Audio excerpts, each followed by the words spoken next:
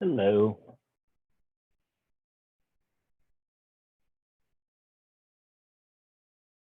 Hello. Sorry, I was in the process of renaming myself from ANC1 e-government. You are good. How's it going? Good. How are you? Good. I'm tired today. It's fair. Mhm. Is my audio okay? Yeah, you sound great. Is mine? Can you hear me okay? Yeah, it's like slightly muffled and I don't know how to describe your video, but it's like, oh God, I don't even know how to describe Grainy it. or is it Kind of like, grainy, but it's like is it not almost smooth? It's like three, it's jerky. 3D-esque. Am I popping out of your computer? I mean, if I was wearing 3D glasses, you definitely would be. But it could also just be my internet. So we'll find out when someone else joins. That's awesome. You can't see my hand if it's right here, right? Correct. I cannot. I can, if, at certain points, I can see like this much. Yeah. I got a new Mac for work and the camera is all off and for some reason zoomed in slightly. Mm. So I had to adjust my camera a bunch.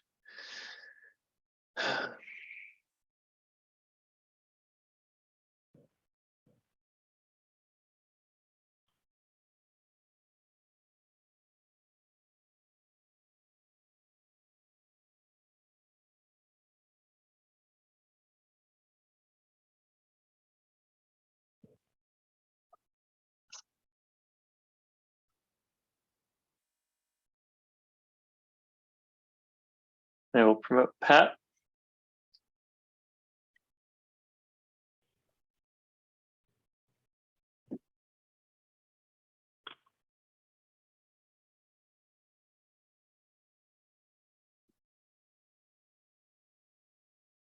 Hey, Patrick.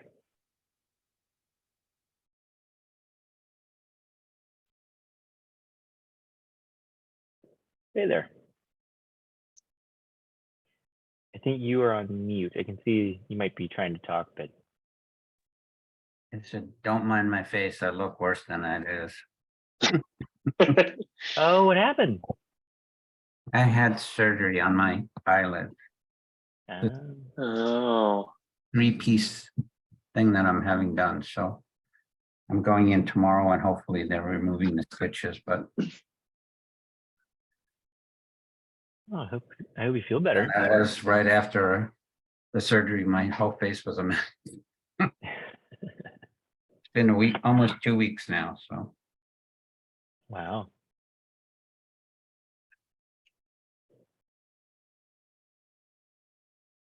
Commissioner Gallagher, you have quite some volume. Oh. I'm envious. You should try to keep up, Commissioner Footer. Here, I can try. Here, I there we think go. that's called our gale force winds we've been having for the last 24 That's been nice. hours. So you mean Pat, good to see you, commissioners. I'm here, ready to go. I don't know if it's just mine, but Brad, you seem to be coming in and out. he sounds perfect to me. Oh, he always sounds perfect. Well, yeah, and Yeah, Brian or Commissioner Footer, is anyone else going in and out, or is it just me? It's just you, but you sound good now, so maybe it was Oh. temporary. Okay, hopefully.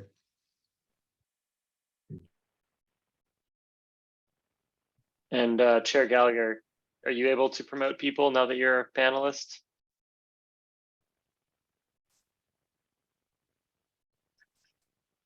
Commissioner Jacobson, I will try, but I don't I don't know that I yet have that ability. Here, I'm gonna make you co-host. I just realized that I should do that. Oh, thank you. I should probably.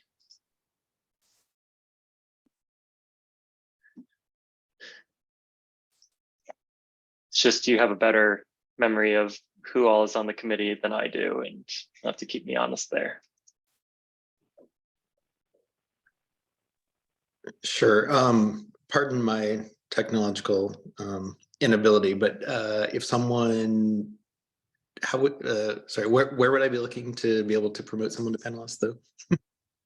Are you on mobile or laptop? I unfortunately am on mobile. Zero clue. Okay. Then Commissioner Jacobson, I will rely on you. If I see someone join who is a committee member, I will certainly let you know. I know so far You it should be looks able like to click on the participants button. Do you have a participants button? I do. If you click on that, it should show you Yes. an Thanks, Pat. attendee. Yes, that is absolutely right. Okay. Yeah, so far we have a community member and we have the architect on the case who've signed in. So yeah, we can. Great. Okay. Thank you for explaining that.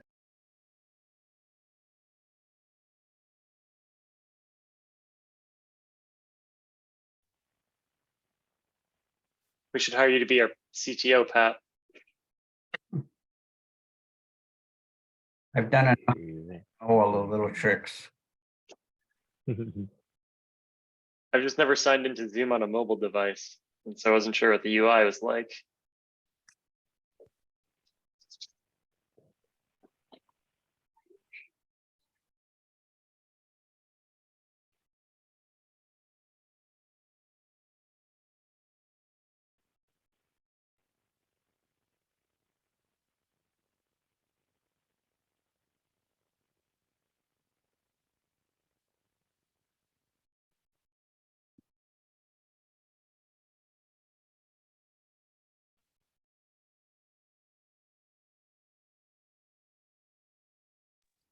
All right, so for the community members and presenters who are gradually joining, well, as well as the committee members, looks like we have exponential growth in the number of attendees in the last minute. So maybe we can give it a few more minutes just to make sure we have maximum participation. Thanks.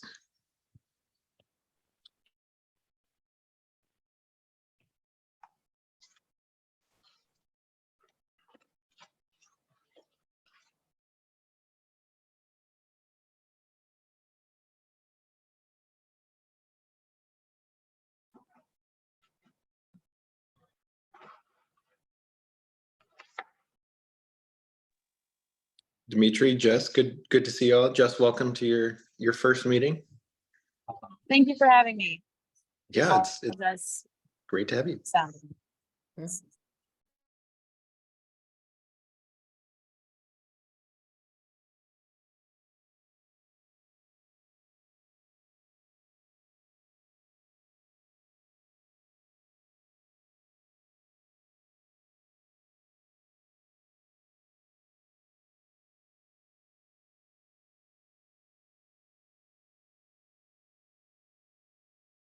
And I think I see someone in the audience. Okay, cool.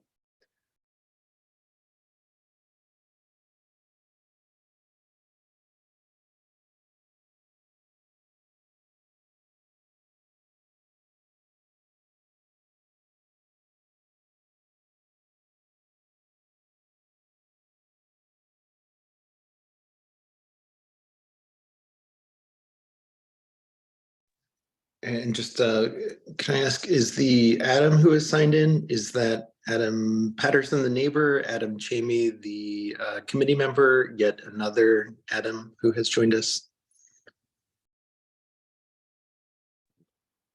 This is Adam Hennings, the neighbor. I don't know if I'm supposed to be a panelist or not. I just accepted yes. That is my mistake. Thank you, Mr. Hennings, for joining us. I will unfortunately demote you off the panel if that's okay. Thanks very much. Please do so. You're putting too much pressure on him, Chair Gallagher.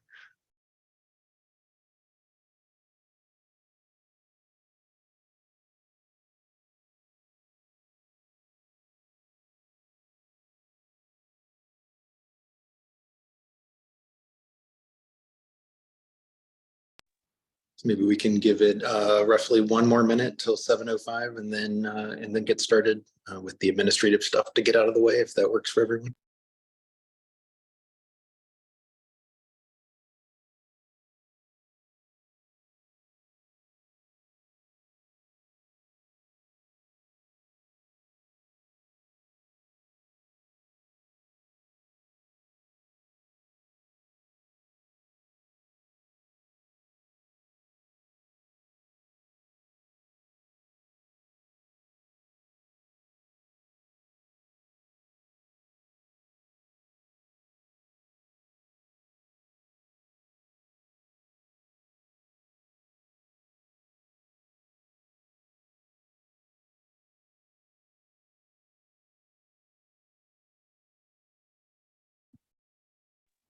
All right, so seeing as it's 7:05, let's go ahead and get started. So good evening, everyone. My name is Brad Gallagher. I'm the ANC Commissioner for ANC 1E01, or in common parlance, that's Northern Parkview. So this is the Zoning and Economic Development Committee of ANC 1E that the elected ANC commissioners have asked me to chair. So I'm proud to call to order the second ever meeting of ANC 1E Zoning and Economic Development Committee. So thanks to everyone for being here tonight, committee members, members of the community, and the invited presenters. So a few administrative notes just as we get started. This meeting will be recorded in compliance with DC law. The recording will be posted on ANC 1E's website. To be clear, that's anc1e.org. The committee invites community members joining via computer or web browser to participate during the public comments period by virtually raising your hand. Or if you're calling in by phone, you can raise your hand by dialing *9 and then unmute yourself when it's your time to speak by dialing *6.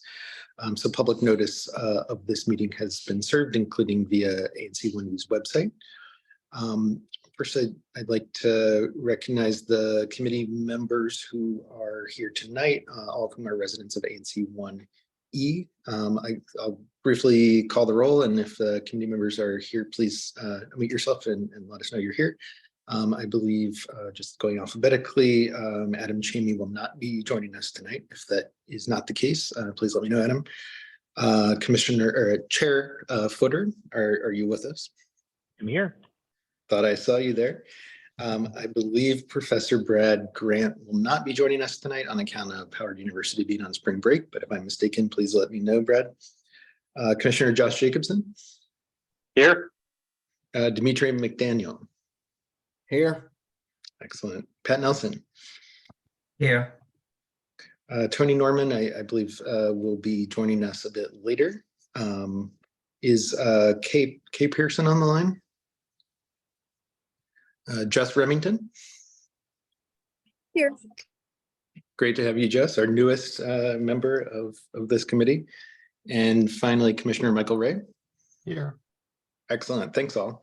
So thanks once again, as we said last month, for your volunteer service to the community. And if there are any other members of the community who are interested in joining us and in serving on this committee in the future, please either reach out to me or your ANC commissioner, and we can get you on board. I think particularly on the economic development front. So most of our agenda, both last month and this month, will be on the zoning side, but we welcome inputs, especially and including on economic development as well. So at this point, I'd like to open it up for community announcements. So members of the community or committee members, you're invited to use this time to let us know about issues of general interest, preferably in the realm of zoning or economic development in the neighborhood. And if at all possible, we ask that you limit your comments to roughly 1 minute as we get started. Thanks. I'll open the floor now. And feel free to raise your hand if you wish to speak. Thanks.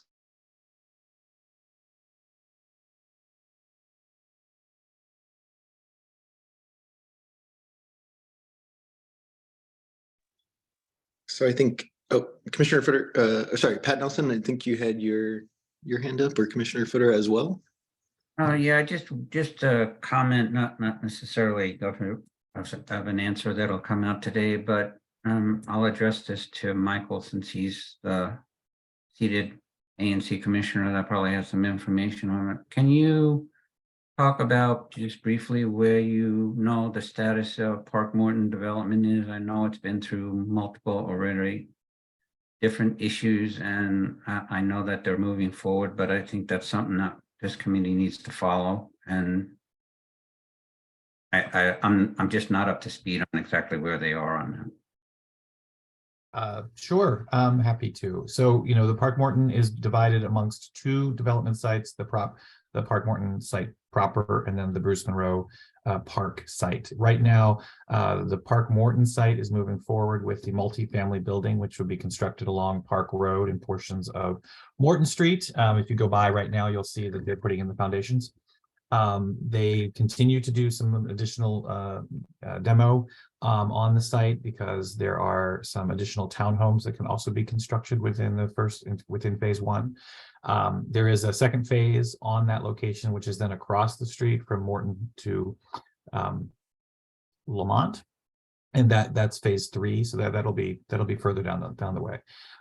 Then the Bruce Monroe site, I'm trying to keep this short. I can do later on for people who want to talk to me about it.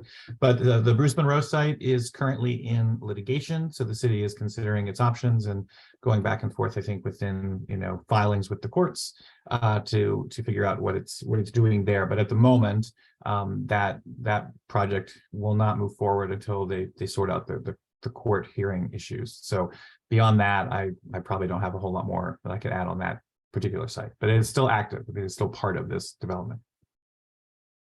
So, and can I just make a suggestion that whoever is the SMD person that's in, I'm not sure who that falls into. I believe it's Holmes, but I'm not sure.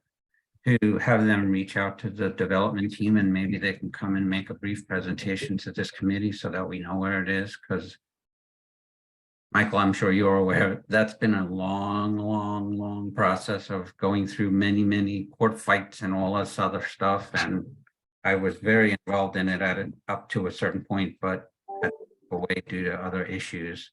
And I think it would be beneficial to this committee to at least have an update on what their plan is, how many units, all that kind of stuff, just so that everybody knows. Sure. You know, yes, the developer is a mix between the community development company and also DEMPED. So it's got city involvement in that as well. But I got contacts at both places. Happy to help set something up in the future as the chair would like. Thank you. Yeah, that's a great idea. Yeah, Commissioner Wright, maybe we could work with Commissioner Lancaster and get that presentation, that update on the schedule for next month, if that works.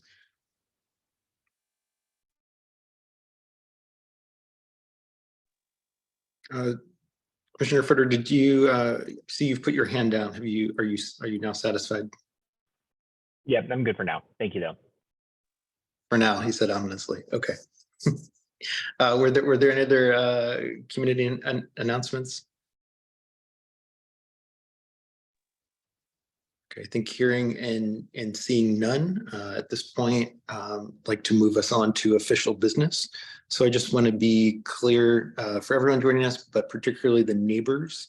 The only case, unlike last month where we had a riveting 3 hours to discuss 4 cases in our inaugural meeting, this month is a little bit quieter. We only have, and I know this is a bit confusing because the 2 projects on our radar are 2 doors down from one another. One park will be presented and discussed tonight, but 447 Park, the applicants have elected to try to continue working with the community directly, one-on-one or in group settings, and will has asked to not be considered by this ANC committee this evening.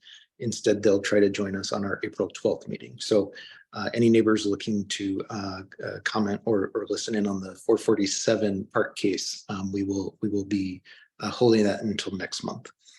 So that said, the only case we will be hearing about is 451 Park. So the way I'd like to set this up, as we did last month, is to first get an update from the applicant who did present to this committee 1 month ago. I'd like to follow that with questions or comments from committee members, and then questions or comments from community members, which the applicant will be invited to address. This discussion, just to be clear, will inform the committee's recommendation-making process. So just process-wise, this committee will make a recommendation to the full elected advisory neighborhood commission, which ultimately will vote on a resolution that will then go to the city government's Board of Zoning Adjustment. So there's kind of a 3-step process, of which this is just the first step. And would welcome any questions about that process that anyone may have as well. So another point of information is the Board of Zoning Adjustment date currently scheduled for this project is May 10th. So if I'm doing my math correctly, this committee will meet again a month from now. That's April 12th. So if the committee doesn't reach a resolution this evening, we would theoretically have next month as an opportunity as well, just as a point of information, not to attempt to push us in any sort of direction. So at this point, I'd like to invite Mark Freeman. He's the architect who's representing the applicants in this case. So I think we can promote him to a panelist and invite him to open with some comments about the project and any updates from last month. Mr. Chair, as we are pulling some people up to participate, I see that Adam, and I apologize if I say his last name wrong, Chami has joined us, if we want to bring him up too. Excellent. I've also brought up Mr. Chimi, one of our committee members and a registered architect in DC. So thanks for joining us, Mr. Chimi. And Mr. Freeman, thank you very much for joining us, as well as the architect for this project. I'll offer the floor to you at this point. Thank you, Chair Gallagher. My name is Mark Freeman. I am the architect of record.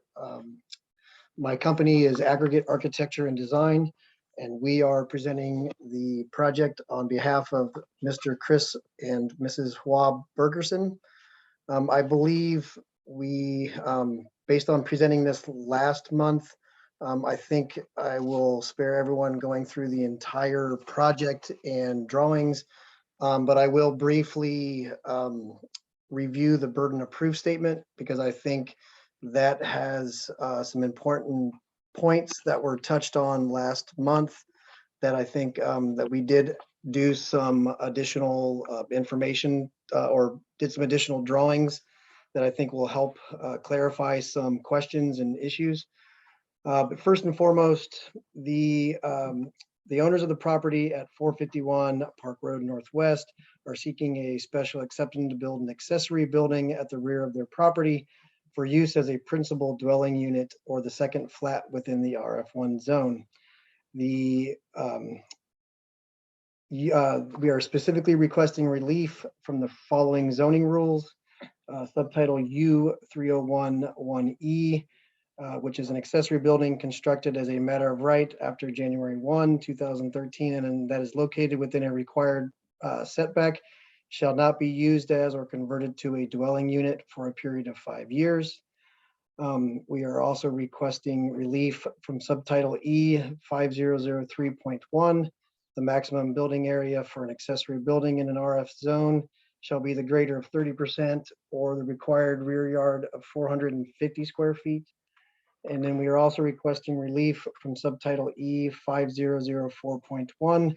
An accessory building other than a shed may be located within a rear yard in an RF zone, provided that the accessory building is not in a required rear yard. As a part of these reliefs and requests or requests for relief, we have noted that we are working within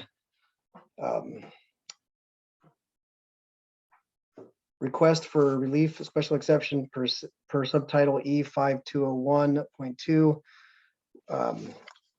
which notes for a new and enlarged accessory structure to residential building on a non-alley lot, the Board of Zoning Adjustment may grant relief from the following development standards per subtitle X, chapter 9, and that is yards, including any alley setbacks. And then that we are confirming we meet the requirements of subtitle E 5201.4, which is regards to the light and air, the privacy, and the proposed addition together with the original building does not substantially visually intrude upon the character, scale, and pattern of houses. Now, part of last month's presentation and feedback that we received from the community had to do with the light and air. One of the things that we noted was we presented to the community, specifically the adjacent neighbors twice, and we did that over the process of roughly a year and a half. And we did that without any deadline or timeline with an ANC or BZA schedule. We did that due to COVID, as well as some of the neighbors being overseas in China, and their expressed were they had stresses with their COVID regulations in China. The other aspects were we wanted to make sure that we had an open and honest dialogue with our neighbors to be able to look and listen to their concerns. The primary concerns that we were provided with our original presentation was the size and scale of that building. It originally was 3 stories and had been proposed to be across the entire rear property line. Now what we have done is we have lowered that and actually dug it into the rear yard so that it is now 2 stories, or you could even say it's 1.5 at the northernmost point. Therefore dropping 1 story entirely. Also by pulling it off the adjacent properties, we reduce or eliminate the need to have any access to adjacent properties. And actually, I will, if I may, I'm gonna share my screen because I do think some of these things may help just as I am. Can everyone see my screen? Okay. I can see it.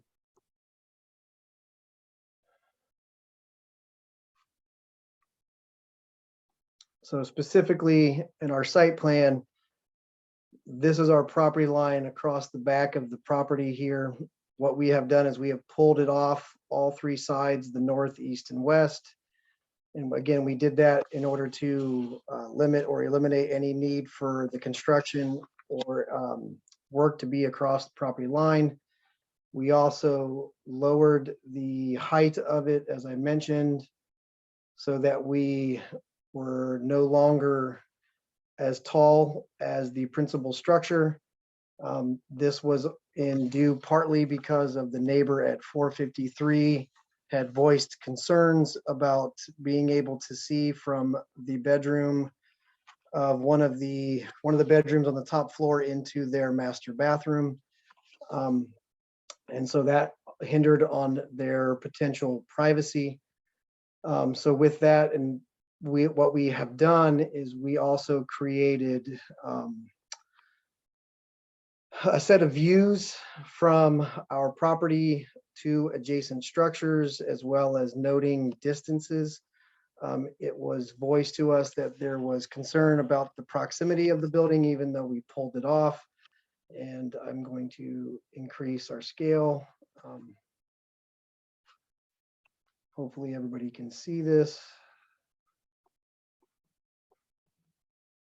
Please let me know if you do not see this, but at the moment, the farthest distances are to the properties that are on Manor Place. From the rear of our building, we are, looking at 86, 87 feet, 96, almost 97 feet. And then as we get closer to the 2 or the adjacent properties that I think are the most affected or most in question, the property at 449, which is Mr. Allison's. This, we have a distance of 20 feet. And then to 453, we have a distance of 21 feet from our corner. And we placed this specifically at their window. specifically the area that would be the rear of their home. If I switch over real quick, I think this picture here is a good picture that illustrates the rear of 451 and 453. This upper double window, that is the master bathroom that she is speaking about. That's this particular neighbor. And then I understand that this is the laundry room, or this is an entry. So what we have done, again, to sort of continue that discussion, is what we have sets of views here. We have view A and through on, or and continue. So what we have, as I zoom out a little bit, is view A here is in the southwest bedroom of the second floor, and directly out you can sort of see the spiral stair in the corner of their deck. And then if I scroll down a little bit, the next picture shows the same woman, but looking up towards their window. So the individual, or the viewpoint here, is kneeling down or bending down to be able to look up to see the upper window, which is the master bathroom. Then on the other side, you can see this would be the southeast bedroom that looks towards 449. And then if I switch to the next page, we created another view, which is looking east in the bedroom, which is the high clerestory or transom window, which you mainly see sky unless you would be standing up at that view. And then we have two views, one in the hallway looking north, which are looking towards Manor Place, and you can see that they have like a red pergola or structure at the back of their property that you can sort of see through the trees. And then the other two views, one is the close up from that stairwell, the hallway, and the other one is close up from the laundry, looking north. So what we tried to do is to sort of go within the model so everyone could have a first-hand view and see what the individuals would potentially see in regards to the neighboring properties.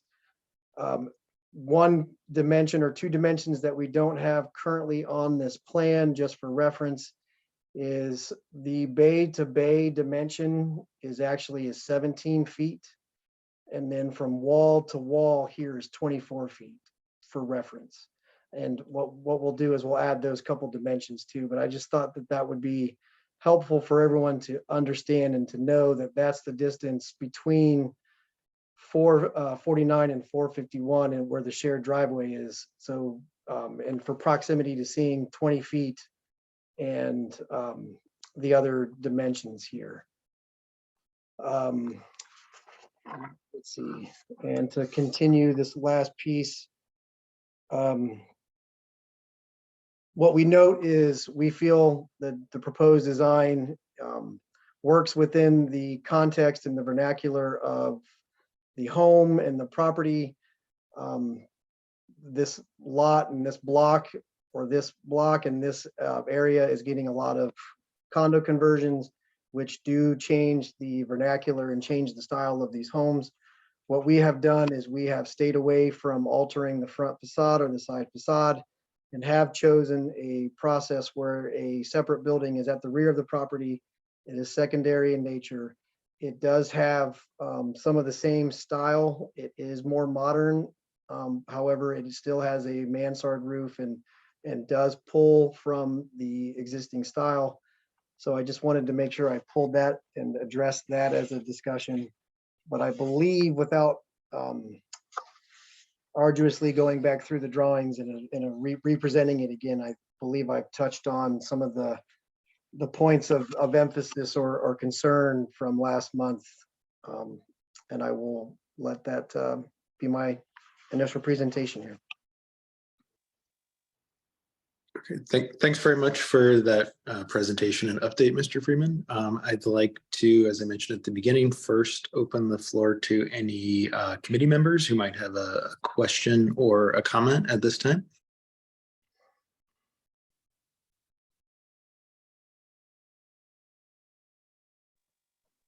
Hey, Brad, I have a few questions here. This is Adam Cheney. Sorry, my video's not on. Can everyone hear me? Yes, go ahead, Great. Mr. James. Thanks. Great. First, a major concern by the community is about light and air and preserving that sense of green space. I understand, particularly with this update in the presentation, you're trying to keep 20 feet from the adjacent properties along Park Road so that, those are the most impacted. So you're trying to really push back. But in doing so, you're, of course, being forced to go deeper into the rear setback, kind of sacrificing that view of green space from neighbors behind. It's clear you're juggling a lot of constraints to try to make this work, but I wanted to first ask you, did you explore shifting the structure a little bit towards Park Road or flipping the location of the areaway so it's not as encroaching on the rear properties? And secondly, I noticed in the site plan, you have about 5 feet at the rear property line. Have you explored vegetation, fencing, screening elements so that, those neighbors behind, when they're looking back, would at least have that kind of view of green space preserved? Just kind of wanted to leave that at you and see if you had any responses to this. So if I may, to respond, we, for the green space or the area in that buffer zone, what we have right now is we have permeable pavers. So we have a stair that's on the eastern side between 449's garage and our building. And that's those steps up from the driveway and intermediate patio between. And that is where we are placing the patio or the area between the two structures. We are noting will be a parking area. The reason why we have the steps and the walkway around the back is because we are placing the condensing unit back there. We do have vegetation along on the western side between 451 and 449 because we don't believe we need to have any sort of access from that side.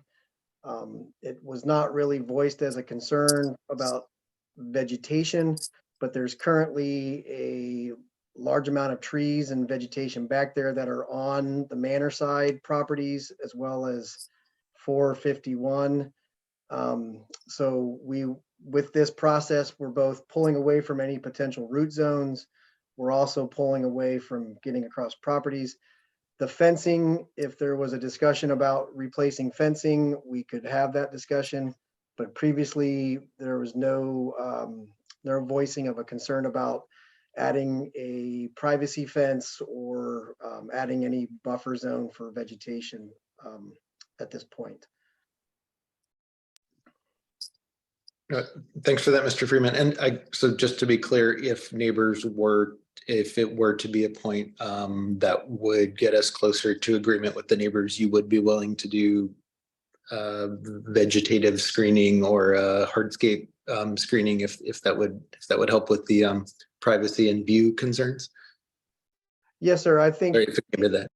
Yeah, if I believe at this stage we continue to want to pull in community input and are open to it. The condenser being on the north end it could potentially be a noise factor. We could move it towards the home. We could also put it up on the roof and provide access to the roof so that it's completely away. And then we could have vegetation around all three sides if that were, if that answered and solved a concern. Okay, thanks for that clarification. I know a few community members had their hand up. We will get to you with your blessing as soon as we can get through questions and comments from committee members who've studied this case as well. I know Commissioner Footer, you had your hand up if you'd like the floor. I did. I actually am reading a couple of things before I ask my question. So if you want to move on to Ray and come back to me, or Commissioner Ray, that would be great. Absolutely. Commissioner Ray? Thank you. So I've seen projects like this in the past where we add usually a garage, maybe a unit above it, that are smaller. So I know that the regulation allows you, regardless, to put some kind of structure in the rear yard. So I really want us to think about this for a moment as if you were to build exactly what was absolutely allowed. I realize it would be smaller and it might be positioned differently. But if you did, would there still be windows that have a view showing to the two neighbors on either side of the Park Road on Park Road? So what I'm trying to do is trying to imagine what would a by right view through those windows look like? Would it look the same, or would it in some way be different? Is my question clear? It may not be. No, I understand. So a by right project would be, and I think you're seeing these presentations from other developers or other properties being transitioned.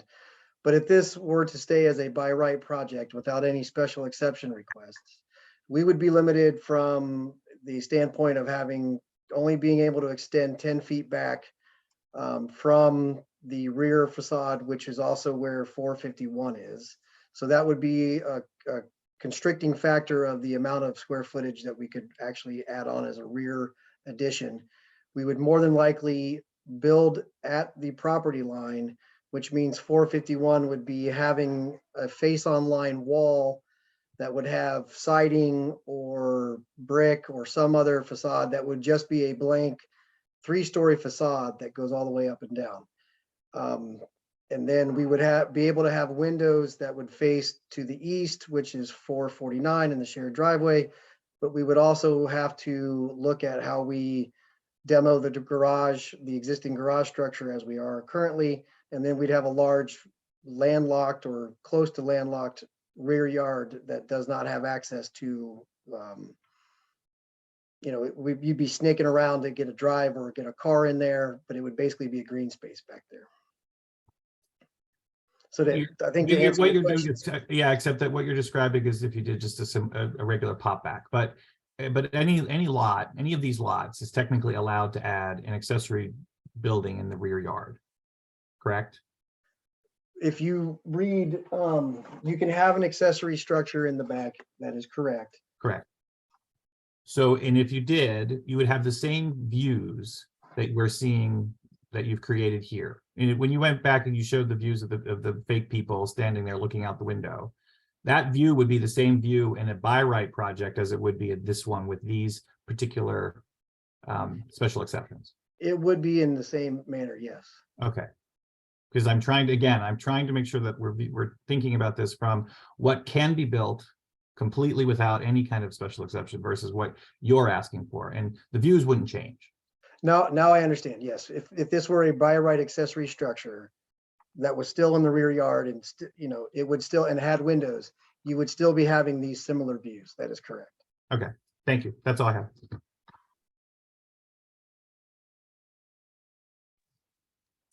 Commissioner Footer, have you formulated your thoughts, since I think your hand was the next one that was raised chronologically? I'm still going through and thinking about it. Just to kind of give you my line of thinking, and then I would love to hear from community members. One of the concerns that I had expressed before was that they've kind of demonstrated that they're using this property as an opportunity to kind of rent it out, make money. And that is totally fine as long as it's done within the purview of the law. And they've demonstrated that they were not doing that beforehand. And now you're coming to us asking to build this very much intentionally a new building for the explicit purpose. You may not say it this way, but it clearly looks this way, that it's going to be a property that's going to be rented out. And so you're coming to us with kind of 3 explicit exemption requests for rules that are kind of created in order to have some sort of standard across the city in these kind of areas. And so I'm trying to kind of give the benefit of the doubt of, why should we be granting this particular property this exception? And I that's kind of where my thinking is. And I would like to hear from the community, but if there's anything that you would like to say to some of that, and you don't have to answer this minute if you want to hear some of the other things that people are saying, but that's where my head is, and I would really like to hear more about like, oh, I'm sorry, are you presenting? Would you like to go through this? So I don't know if you were aware of this. Chairman Gallagher was aware of this, but there has been also discussions about the fact of it being rented out as multiple families, more than two families. And what we have said in the past was like, if I was going to stamp this drawing that they needed to become compliant, those things. What I wanted to show here was they have been compliant and they made the changes that were necessary. And this was issued July 27, 2022 as a single family residence, and that they have been renting it out and that they have the proper licenses and inspections performed. So we can't change that they made mistakes, that they did this in the past. What they are working towards is becoming compliant and working and putting the best foot forward. And, I think the point that I'm trying to make is we aren't hiding anything. It's transparent. The mistakes were out there, the warts and all. Where I'm coming from as an architect is development is a double-edged sword. There is a need for additional housing within the district, but at the same time, it can become adversarial between community, between neighbors and neighbors. And I think it can really touch on some aspects of what the community likes about an area, what it used to be versus what it can be. And so what we have done in this particular project is we've taken a different approach from a standard developer, because yes, this couple could have done just similar to what 447 was doing, which is I'm going to push this thing back. I'm going to ask for 20 feet. I'm going to push it over. I'm going to pop it up. And then I'm going to ask for special exception for 3 units versus 2. What we are doing here is we are actually maintaining 2 units. Yes, this is a development that will make money for the owners, but we are also providing 2 larger structures that has more ability to have single families in it than just young professionals that will then kind of grow out of it once they have 2 children, and then the in-laws no longer can stay. These two buildings specifically will allow for that growth of single families. And I believe that, and I don't want to speak for them because this might go too far, but the idea is that they can actually have stable families here that are large enough and can stay in there and then become a part of that community, right? I think that's the ideal. But it's also the presentation of this project for everyone, because it's not just I'm going to push back, I'm going to push up, and then I'm going to ask for special exception for 3 units. So this would not be their principal dwelling? They have told me they are planning to return and that they would be living in one of them. That is what I have been told and the impression I am under. Okay, awesome. And Thank you. if I could just offer a comment, I'm sorry to interrupt, Chair Footer. I think I would maybe request that both the committee and the public not hold the physical presence of the owners against them. Mr. Freeman, please correct me if I'm wrong. My understanding is that they were U.S. Foreign Service, the owners. Is that right? That is correct. They're currently in China. Yes. So I would suggest that because they are abroad in the service of our country, that their presence or non-presence in the United States should not be, I think, maybe emotional factor in this discussion. But, sorry, just a comment here. Thanks. Commissioner Footer, I interrupted you. Do you want the floor? Take the floor. I just want to say thank you for sharing that permit. That is great. That absolutely does kind of go to some of my fears. So I appreciate you sharing that. And Commissioner Gallagher, absolutely, in no respect in or I believe anybody is indicating that their presence here is a knock against them. we can continue to move on and hear from community members, but I'm sure I'll have more questions. Sure. And sorry, by making the comment at that point, I didn't mean to indicate that you specifically, Commissioner Footer, were taking that position, but sorry, thanks. I think Commissioner Jacobson's hand was also up, if he'd like the floor. Thank you, Chair Gallagher. Yeah, I just wanted to comment on the previous renting of the house to into three different units. I do think it's unfortunate that the particular rules weren't followed at the time, but I don't know that we should hold it too much against them in terms of what the plans are for the future. There are ways to get enforcement if they do break the rules again. Maybe it's not a perfect system, but I think this is something where if they are breaking the rules, we can keep them honest. We can bring enforcement in and make sure that it gets rectified. Yeah, no further comment there. If I could just add to that just for a moment, 100% agree. There are rules that are enforceable.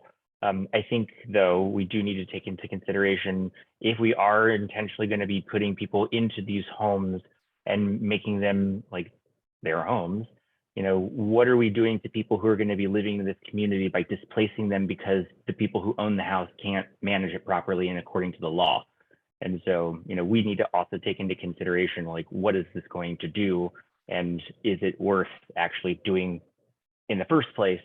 And is that in the best interest of people to live in and make this their home? Are they going to be comfortable and actually able to make this their home? Or are they going to have to deal with other circumstances like being displaced because the management can't actually take care of it? Or they're not built properly, or not built properly, but they're not following the rules. Things of that nature.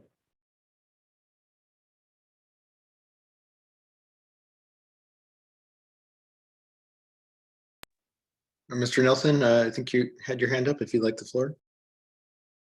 I have a couple of comments that probably sway on the other side. First, I would say, personally speaking, I think that having a full-size house in the backyard is a little bit too much.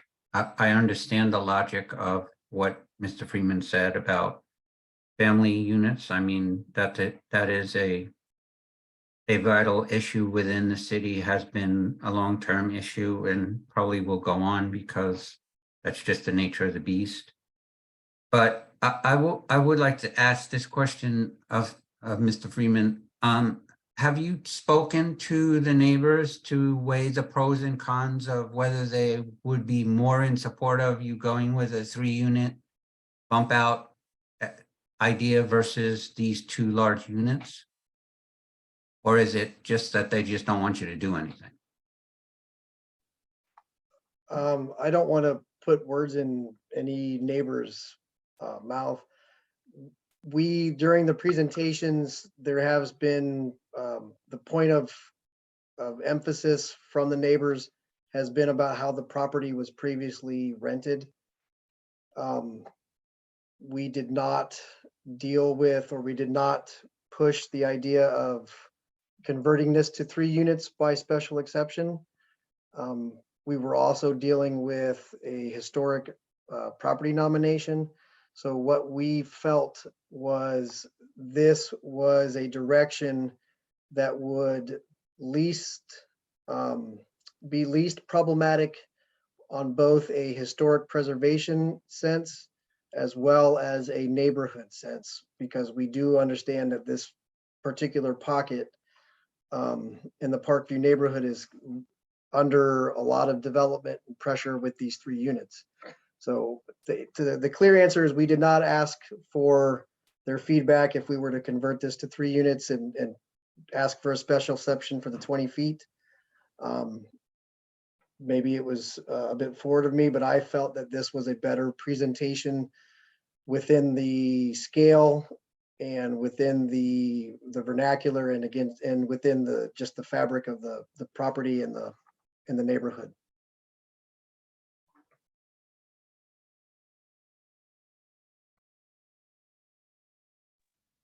Mr. Nelson, did you have any other questions or comments? No, not at this moment. Okay, thanks. Okay, I still see a few hands raised among members of the public. Just wanted to see if there was any other questions or comments at this time from committee members, recognizing that we can continue the dialogue even after starting to hear from the community. But I'll give the other community members a second if anyone wants to raise their hand or take the floor.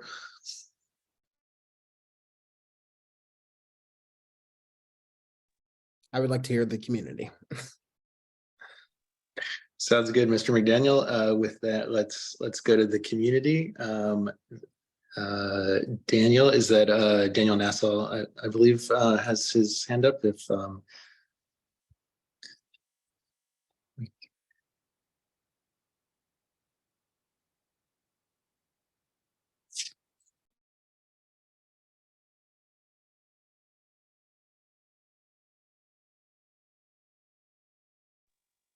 Mr. Nassau, did I get the technology right to allow you to Hi. unmute yourself? Okay, great, thanks. Can you hear me now and possibly see me? I think we can do both. Thank you very much for joining us. Thanks for having us. Mr. Freeman, thanks for presenting again. You know, I said my piece in writing to you guys about my thoughts on the owner's history of thumbing their nose at the district and their neighbors. So I won't go into that. I'm most concerned now. I just think that having these windows 20 feet from Danielle and Carlos's bathroom is nuts. I mean, you know, and I think that Mr. Freeman's drawings, they're clever, but what does that show about living, you know, yeah, thank you.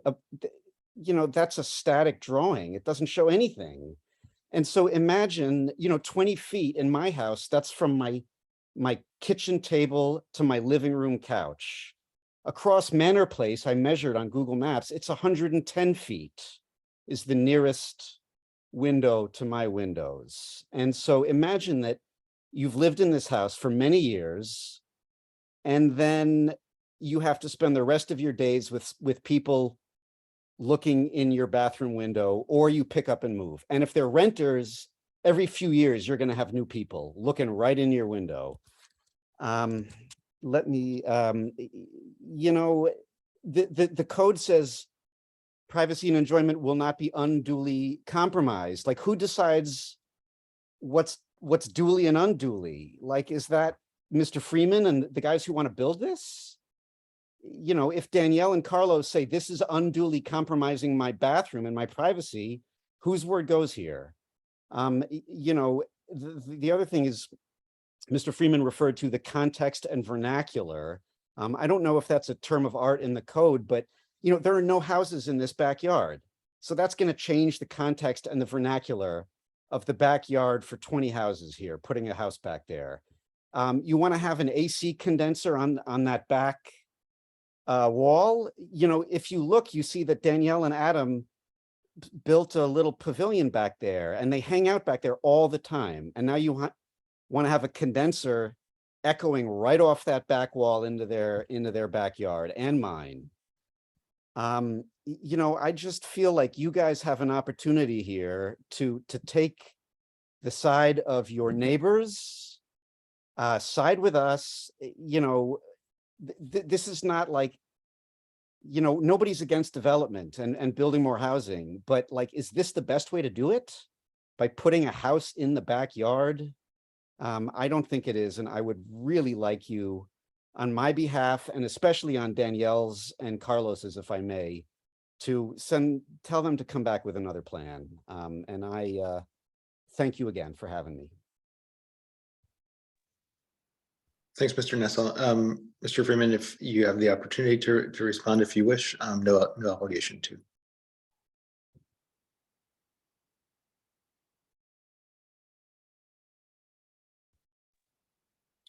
If I could maybe. You're on mute, Mr. Freeman. Sorry, technology. So to respond to Daniel, we're happy to move the condenser. I don't think that is a very difficult thing to do.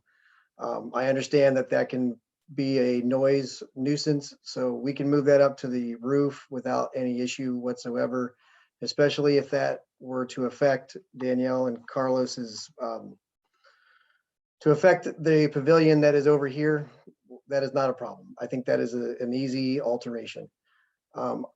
What the last time that we spoke with them prior to the presentation, and we have not spoken to them face to face or over the phone or email, they had the concern about the view into their window, into their bathroom. And at that point, it was on a higher level, direct with a direct view. We understood the validity of that concern, and we felt that we addressed it by both lowering it an entire floor, which then makes it a harder distance to even view in or view over, because we're not looking down, we're not looking straight on. If anything, you would be looking up at somebody. So that is how we addressed that concern in this particular iteration and proposal. So if there is still more concern about that 20 feet or looking at it from a separate floor, we felt that has to be continued, or that discussion needs to be continued.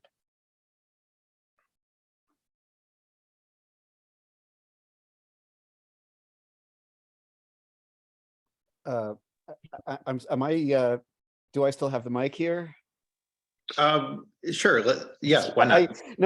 I don't think anybody needs to hear a colloquy between me and the architect here. But you know, I also heard what Commissioner Ray said about by right. You know, I think this project only works if you give them the exception on the 5 years, so they can start renting it out right away. So it feels to me like the ANC, you know, can facilitate this or not. And I would ask them, please reject this, and then Mr. Freeman can come back to the community with a project, or just do it by right and he doesn't have to hear from us anymore.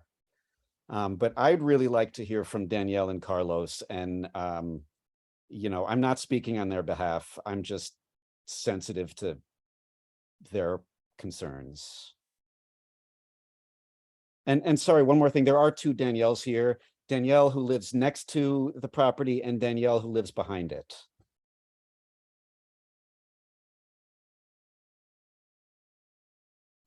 Can I ask a question? Yes, please, Mr. McDaniel. Mr. Nassau, I will. Well, I was going to ask can I ask Mr. Nassau a question? Yeah. Hi. Sorry to interrupt. No worries. Just what would be a good compromise? So we've heard from the architect that they're willing to compromise on the AC unit. It sounds like your issue, and I'm trying to remember, it's a bathroom, correct? The window is pointing into a bathroom. Yeah, that's Danielle's house, but and not my own. I'm on Manor Place, so I'm on the other side of this. But I from what I heard from Danielle is that's a bathroom. That's a bathroom. Okay. I mean, from my experience with the bathroom, even, 20 feet, I got a building going up right next to me that's going to be about 20 feet, and there's, I don't know, 40 windows pointing at me. If I had a bathroom, I'm closing my blinds regardless. So I don't know that I have the same concerns about the bathroom window. What additional concerns do you have besides the AC unit? It sounds like he's willing to move that. The bathroom, I think we're all closing our blinds regardless. What's an additional concern? The fact that there is going to be a larger building or dwelling in the backyard, is that the biggest one? A problem that I have with this process is we are asked to negotiate against ourselves and to say, there's nothing in this for me whatsoever. So, I'm being asked to say, well, what can I live with? Yeah. And the answer for me, I'm speaking for my family, we don't want a house if you guys see the backyard, you see that it's chain link fences and it's a really open space. It's not like my 20-foot by 75-foot backyard. It's a shared visual space. And if you put this house in that backyard, that takes away from this beauty and mystery of this rare, beautiful green space in our city, in Ward 1 that doesn't have a lot of green space. No, but this is only going in the back, in the spot where there's already a building though, I thought. No, I mean, there's a Like garage type, single. yeah, there's a tiny garage that does not visually intrude on anything at all. And so like if these people wanted to, you know, I don't want to pit myself against. No, you're fine. I'm here to listen. That's why I don't want to pit myself against Danielle and Carlos, but Are they here to speak? Are they gonna talk it to? would be a lot less intrusive on my life and on my property if they popped back than if they built a building in the backyard. Thank you. And thank you for testifying. Have you had any experience in dealing with these kind of projects within the neighborhood that you've been in opposition of or in support of? Yeah, like, you know, Michael knows all about this. So we had, Well, the reason I'm asking that question is that even if, and I'm just saying if, because we don't know, even if say the ANC was to support this or to not support it, either way. Yeah. It's still going to go to the zoning commission. From going to the zoning commission or the BZA, I should say. Sure, I have been. Gets in front of the BZA. Yeah. And it's in opposition from the ANC or in support. Any resident has the option to testify in front of the BZA and say all of your issues, point out all of them to them so that they can take that into it. And I can speak from personal experience that it helps the BZA board to not just hear from the developer and the ANC when they get input from residents to come and talk about issues that relate to them, to the project. And it can, in some instances, and I know it has because I've been partial to, sway their decision to not do it or ask the developer to change what they're planning to do. So I'm just saying that in the sense of that this is something that community members need to know that there is other options available for them to debate and discuss this in front of the deciding factors, which is the BZA board. And there's a number of things on this project in particular that if I was in opposition to, as a resident that's abutting, I would go down and point out specifically, I don't agree with this, I don't agree with this, and here's my reason why I don't agree with it, and use that as ammunition, so to speak, to have the respondent have to counter what you say. And like I said, I'm going from experience. I've gone down to the BZA board myself and testified and persuaded them from going from one direction to another. And it takes your time. You have to be willing to devote the time to do a little research and come up with some real good language and some real backing, and not just go in and say, I don't like it. That's not a good enough answer. But if you do your work and you take the time to do it, it can have an outcome. Well, I have, and the BZA with 2 properties on Manor Place, the ANC sided with the neighbors, and the BZA told us to go fly a kite and gave them what they wanted. So I'm not going to look to the future here, but if you guys let this through, I don't see the BZA then saying, oh, no, we're not going to allow this. I think for me, it comes down to the word unduly, like unduly compromising the property and enjoyment of the neighboring properties. That's a subjective standard. Side with us. Take our side. In the interest of maximum confusion, given that this seems to be a block of only people named Daniel and Danielle, I did see that Danielle Poland, I'm sorry if I'm mispronouncing your name, also had their hand raised. So I have promoted you to a panelist in the interest of continuing the discourse. If you wanted to also offer a comment. Thanks. Yeah, thank you. I'm unmuted. And just for Mr. McDaniel's knowledge, I'm Danielle, the bathroom Danielle, as opposed to Danielle, the pergola Danielle back there. Yeah, no, I too appreciate the additional work on the part of Mr. Freeman in creating the view sketching. And I will just add that it's not one bathroom, but two that are of concern. So there's the master bathroom on the 3rd floor, which is what we looked at with the woman at the window there. But right below that, that's not a laundry room. That's the 2nd bathroom, and we use both of them actively. And unlike Mr. McDaniel, I do actually enjoy a bath with the windows open so I can look out at the green space in the backyard. But if this goes through, we'll close the curtains. But I'm not going to rehash all of my concerns that I raised during the first hearing. They still stand. I do have, I am in opposition to the project. I do feel like it would affect the enjoyment of our own home. There are the privacy issues. There's the fact that we enjoy our garden out back. We grow food out in our garden. We have tables where we entertain, and to have a large 2-story building in the backyard next to us. Again, it's a subjective feeling, but it does affect the enjoyment of our own home, as well as the light that would come into our yard. And I know we looked at the shade drawings and all of that, but it's going to affect the light. It's going to affect the air and the enjoyment of our home. And I'll leave it at that. And I will take Mr. Nelson's suggestion and also reach out to the BZA with our concerns. And I just appreciate everyone's time. And I appreciate you, Mr. Nassau, for being concerned about my bathroom rights as well. Thank you.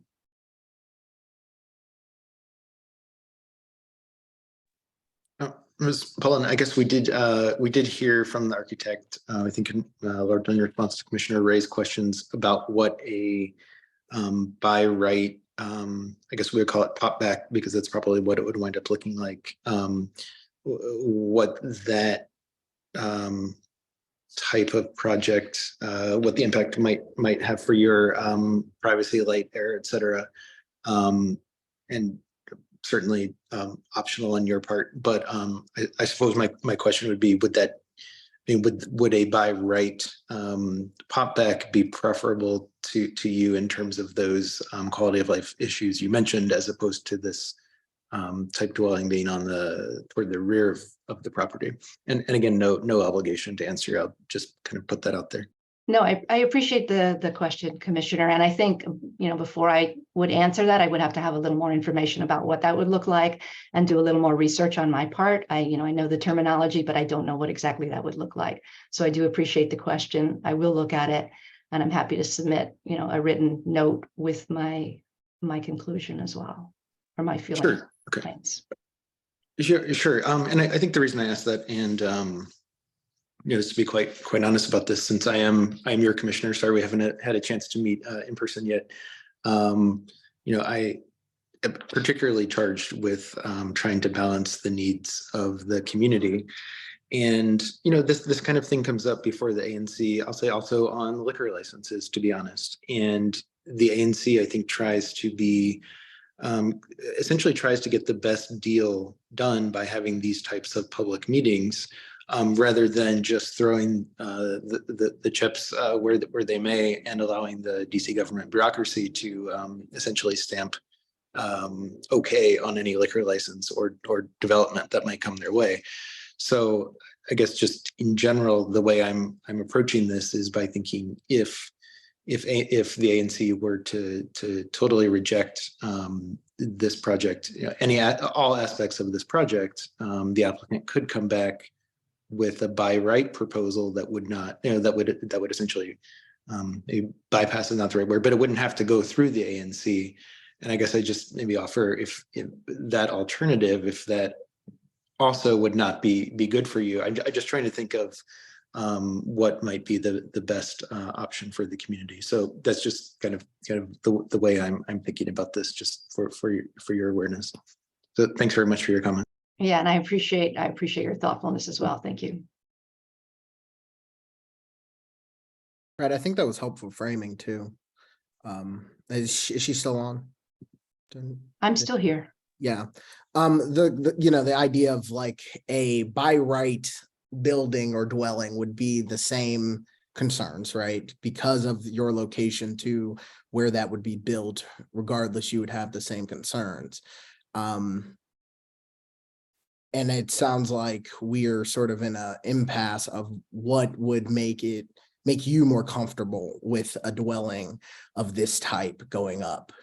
And if the answer is none, the answer is none. And it really is. I'm looking on the picture on the screen of how your all's backyards are sort of piecemealed and the trees are placed ever so just blocking that extra light that could be seen into each other's backyard. So you really are, and I will say, you really are losing that opportunity to kind of just have that free flow of the backyard. And so I understand it. Is that really the concern here? Are you saying that is really changing the character? And I think that's what we've heard before. And you were talking about the use of your backyard. So how exactly do you use that backyard currently that would be impeded? You were saying gardening, like in what way would the gardening impede it? I'm really going to paint this for us here. Yeah, so just to clarify, I'm the person next door, not behind where the treescape is. So I'm 453. I'm not the Manor Place houses. You're right to the left. Yeah, that's the one I'm talking about. Okay. Yeah, this one that goes directly back and you have nothing behind you. And the only other building is that far off one with the single tree in the backyard. Yeah, so there is that home behind us. If you look at the photo on the left, there is a single family home directly behind our yard, but it's on Water Street. So the house sits, to the left of our lot. It's behind, their yard is behind our lot, in other words. Is that what you're referring to? Yeah. Yeah. So my point was, so we garden in the backyard, we have outdoor dinners in the backyard. And my point is that having a 2-story home that is in the backyard of our neighbors rather than having green space in the backyard will, simply alter the feel. And I'm not sure that I can describe it with, any greater detail than that. Whereas before you're outdoors enjoying green space, you now are looking at whatever siding is on this new structure in the backyard. So, is it going to impede my vegetables from growing? Probably not. Will it just feel like an intrusion in the backyard? Yeah. And I understand, and I'm point taken that a by right project would possibly have the same impact. I'm just, I just feel like it's a really large structure for a really small space.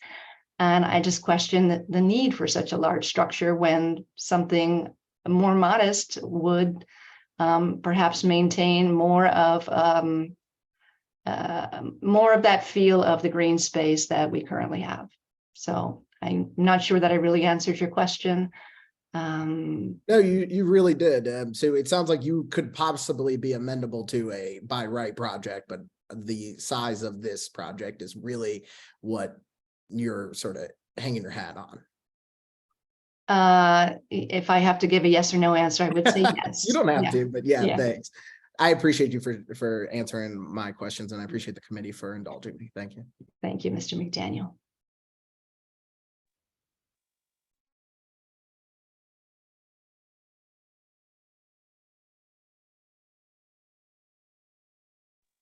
Okay, many thanks for that great exchange. Looks like George Palmer had his hand raised as a community member, so I will cede him the floor. Mr. Palmer, I will promote you in 1 second. Please, sorry, bear with me as I figure out this technology.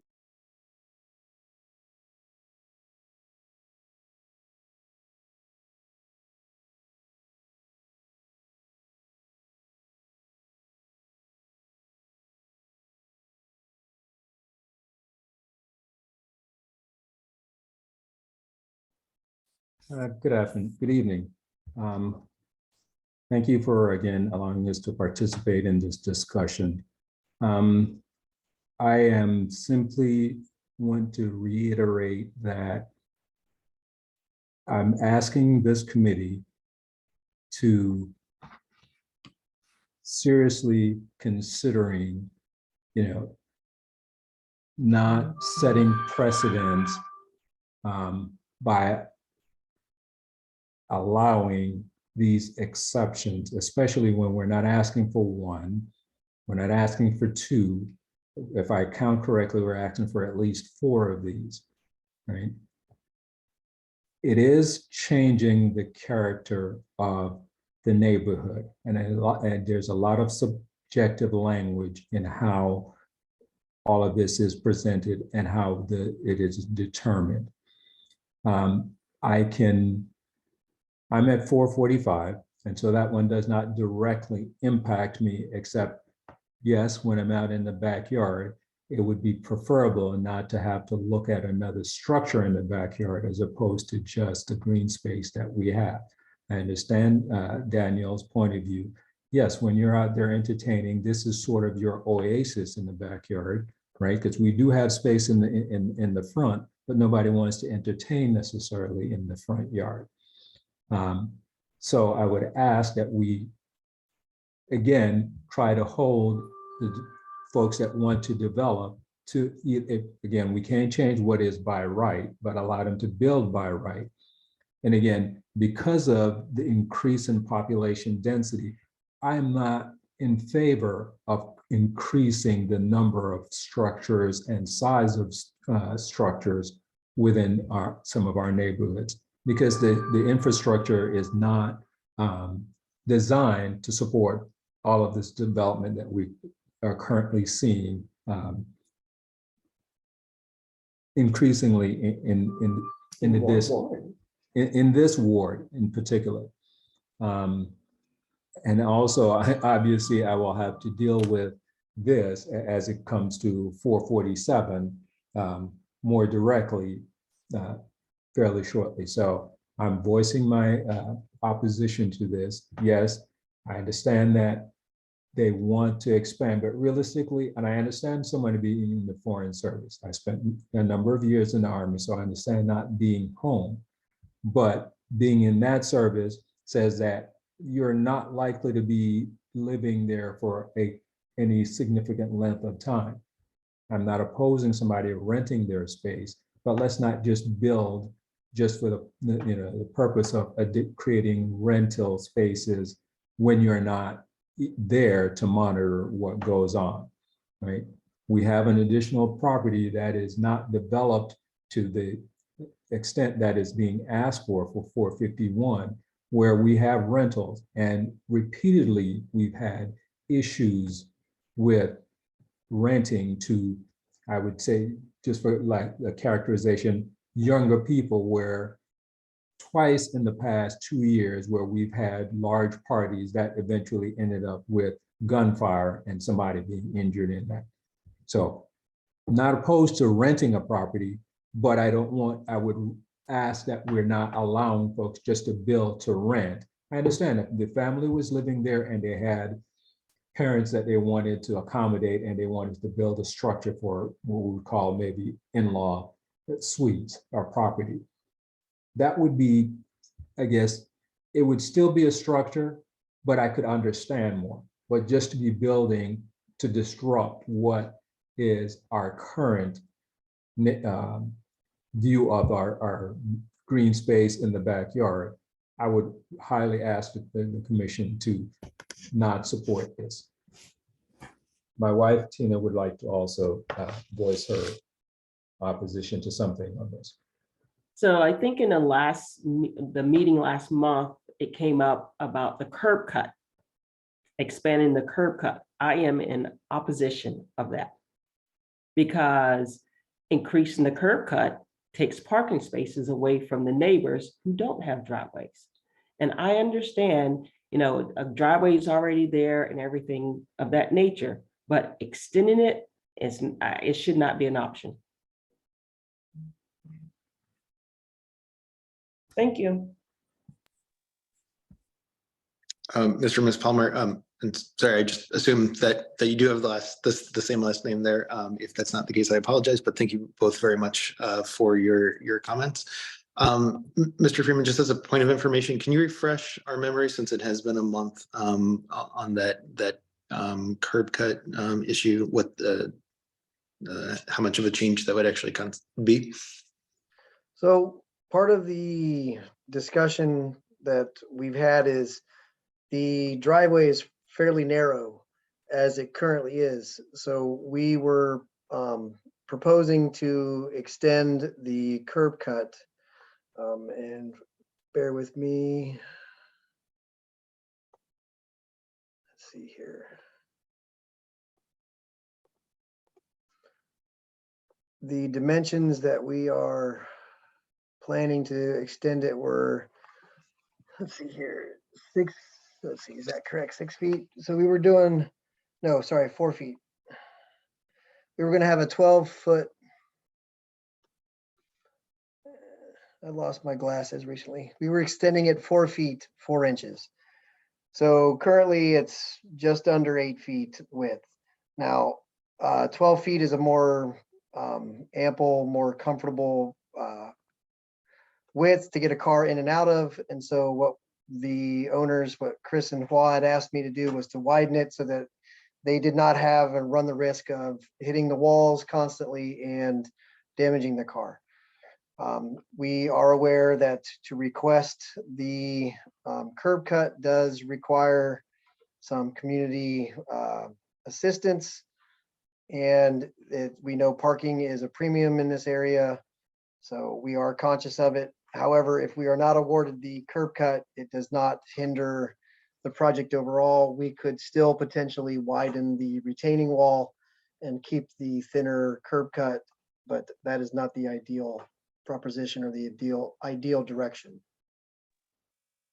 Okay, and as Commissioner Ray has pointed out, just to be clear, that is not one of the exceptions that you're going to the Board of Zoning Adjustment and asking the ANC to weigh in on at this time. Am I understanding that right? That this is a separate issue? Yes, for us to widen the curb, we have to go with DDOT, and there are other different presentations that we have to follow. And some of that does involve community feedback regarding parking and other aspects. Okay, thank you for clarifying that. Mr. Nelson, as a committee member, I saw that you had your hand up if you wanted to take the floor. Yeah, actually some of the discussion that we just had kind of was addressing that. I know that Michael brought up last time some discussion about the car on the side and whether you really need to have 2 spaces, and the impact of whether or not that really can fit in there, and can 2 cars squeak by if one is parked versus another. And as was just said, and in Michael's chat, that curb cut's got to go through DDOT, so that's a whole different process, which will then have to come back to the ANC and get a separate vote for that to happen. I will say that, give you my blessing on whether or not you think you're going to have that come through, because my experience is that DDOT's not going to give you that. I mean, that's a big stone to roll up a big hill to get approved, even for an additional 4 feet, because you are, as the previous woman said, you're going to take away a parking space. So really, by widening the curb cut, you're negating the fact that you're trying to do it for accessibility to the two cars that you're in there. So my real question is whether or not there was some resolution to whether or not the car can actually fit where you're proposing it on the side based on wheel wells or window wells and all that stuff.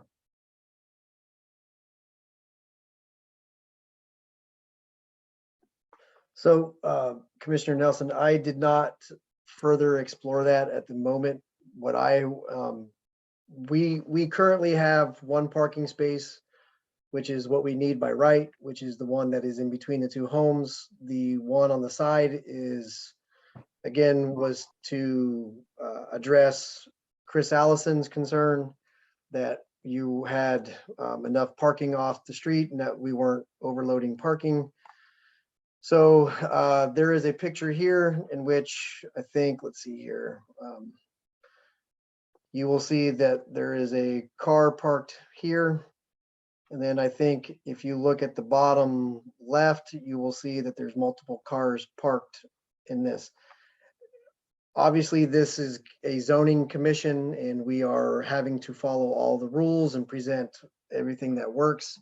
But I do know that this driveway gets packed and the two properties park car behind car and fill up the driveway between the two, and they work out those issues between the two properties. So this is our diagram. It's not incorrect. It's got a wheel over top of a window well, but that window well is at grade. Would it have to adjust? Yes.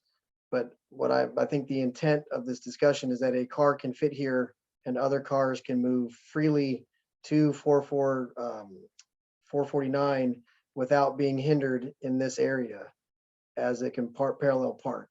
And I think that is more the intent than anything else.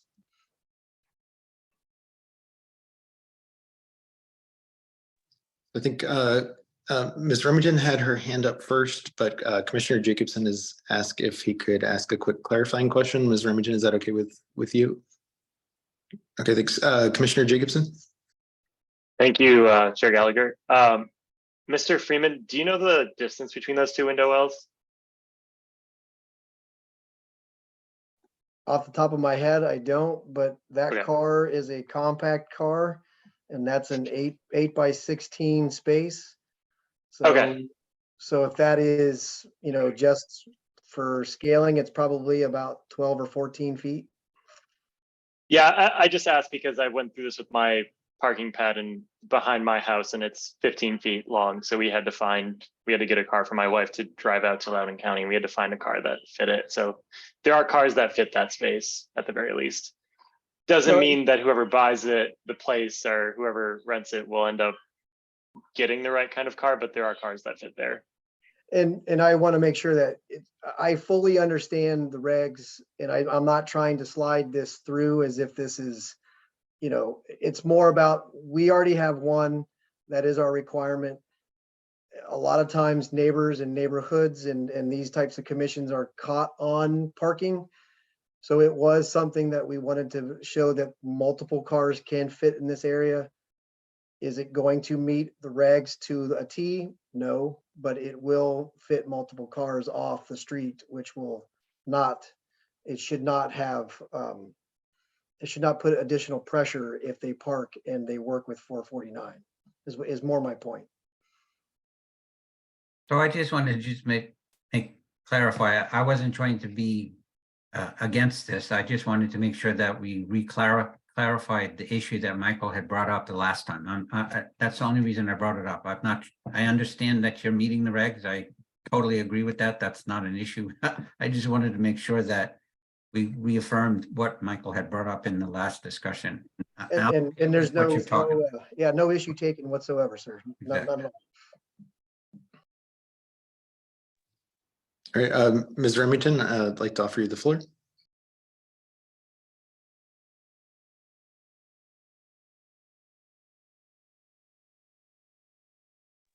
I think you might be muted, unfortunately. Thank you. I was gonna say I'd take another meeting just before this in a loud location. I apologize for the noise. If it's like too hard to hear me, let me know and we can. Is it too Is it difficult to hear me with the noise or? Why don't we You're move good. past it like if we're good? Okay. So I don't know if the residents, Daniel and Danielle, are still on the call. Do we know? It looks like, yeah, we do have the full contingent of Daniels and Danielle's still here. Okay, Yes. great, thanks. So I just appreciated you all testifying earlier, speaking up. I guess I just had some a follow-up question on the description of the visual impediment that the structure would create and the enjoyment for those in their homes or outside in their backyards is whether there are currently your neighbors' structures presumably are also pretty close to your homes. They're also presumably gardening in their yards while you're gardening in your own. They're in their homes, in their bathrooms or cooking while you're in yours, and whether you found that that's creating significant visual impediments for you or enjoyment for you in your homes. And if not, exactly what is the distance that's required for it to not create that impediment? Thanks, Ms. Remington. If any of the community members do want to address that comment, please raise your hand and we'll get you back in here.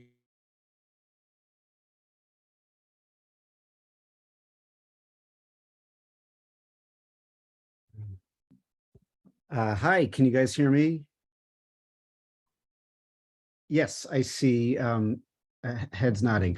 There are some sheds back there. I have one, George and Tina have one. But there are no buildings that people reside in. There's no houses back there. And yeah, we all garden back there. We hang out. I talk to George all the time. Our kids all play together. They hop over the fence. And it's a really nice community back there. And like, we all are in favor of density and in Ward 1 and in the district, but like, it's got to be smart. And, people talk about, NIMBY and YIMBY, like this is literally like our backyards here. At least grant us this. Ward 1 does not have a lot of green space. We bought this house in part because of this park back here that we all enjoy and love. And like, let's try to preserve that. I don't know if that answers Ms. Remington's question. There are no houses back there. There's some sheds.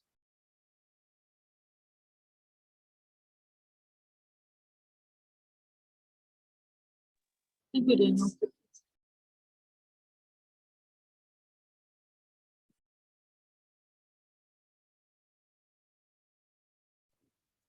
Mr. Nelson, it looked like your hand was briefly raised.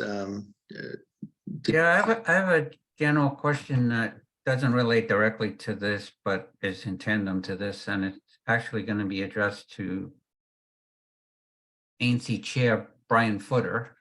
Can you please announce to the other committee members what was the rationale, since I was not able to catch that in the beginning? What was the rationale behind why the ANC voted to not put a letter into the HPRB, even though it's, I'm not harping on that tonight. I still want to get an answer as to why the commission decided to nix what the committee asked it to do. Sure. Chair Footer, I can also weigh in since I was the one who made that motion, or I'll certainly defer to you, your choice. Yeah, go ahead, and I can add on if there's anything else. Sure. So, Mr. Nelson, we since heard back from HPRB that they actually had scheduled a hearing for this property for their April meeting. And so when we looked at the HPRB calendar, there were actually no sooner slots available than the April meeting. So we would have essentially been writing a letter asking them to do the thing they were going to do anyway. So the ANC commissioners voted to kind of not waste everyone's time requesting the thing that was already going to happen anyway, if that makes sense. And Chair Footer, if you had anything to add to. Yeah, I would just also mention, and this is, going forward for all things, the ANC meeting is recorded and it is published on the website. And so I know that you were late to the last ANC meeting, and that particular item was addressed within the first couple of minutes of the meeting. So, if you want to hear a little bit of the explanation, or if there's any more detail, I highly recommend going to anc1e.org, looking at the recording, and we're happy to answer any other questions if that's not clear enough. No, that's fine. My only comment would be then to Brad, that as the chair of this committee, if the committee votes something to recommend to the ANC to do it, and that changes, because not everybody on this committee follows through and participates in the meetings, that I think that it would be important for you to report back in the next meeting to say that we voted on this item and whatever happened, like this is an example. I'm not trying to be mean here, but you should have said in the beginning, just a footnote, we voted to send a letter and we subsequently found out some information, so the ANC decided not to do it. And that would be sufficient to me. When I signed on to the meeting, I was at another meeting, so I came in late and didn't hear all of that. And when I asked Brian that question, he said he would get back to me, and I hadn't heard anything. So the only reason I'm asking is just for clarification. I'm not trying to be a pain in the butt here. I just want to be transparent. No, sure. Yeah, point well taken. Yeah, I did make that public announcement at the full ANC public meeting that is public record according to DC law. But yeah, going forward, I will make sure to also let the committee members know specifically which actions the ANC is taking or not taking, since we are an advisory body to an advisory body. Ultimately. So yeah, point well taken. And just for other committee members and members of the public, Mr. Nelson served in this role for ANC 1A for a number of years. So definitely thank you for your wise perspective on that, given my second meeting by comparison. So thanks. Actually 1B, but that's not a big deal. I wasn't in 1A. I thought I was getting something wrong about that. Apologies. Thanks.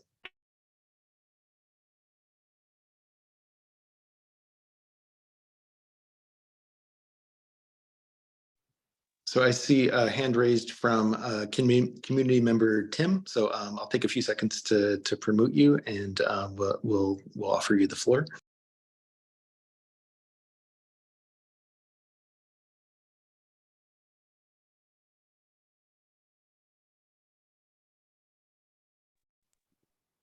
Tim, I think yeah, the floor is yours. Great. Yeah, all right. If you can hear me okay, I appreciate it. Hey, thank you again for taking the time and for hearing from us folks in the neighborhood. I really defer to points of view of some of the other neighbors who have spoken who are closer to this. I'm at 438, so a few houses down. I think you've heard, from the community on both the calls, kind of what we all appreciate about our connected backyards and the space that's there. So hopefully you have a sense for why there's so much passion on these calls and so many neighbors engaged, because it really is an area that affects many of us. I'm going to try to keep my comments brief. I'm kind of interrupting bedtime here and I need to get back to that, but maybe I'll start quickly with just a couple of tactical things and then kind of move up to the strategic. The mention of the AC handler in the back, I totally agree. Like, it would be great to move that off of the fence line. I would ask if you could just take a look at moving that to the front of the building where the parking is suggested. I think that would be a better solution than putting it up on the roof. I think if you put a HVAC unit on the roof right there at the level that you're designing, it's going to be essentially, very much out in the open at the level of a lot of our decks in the back and where a lot of us spend time and just generating more noise. I think putting it between the two units on this property would probably be the best solution to minimize the impact on surrounding neighbors. I take a lot of the points that were raised tonight about, you know, what can be done by right.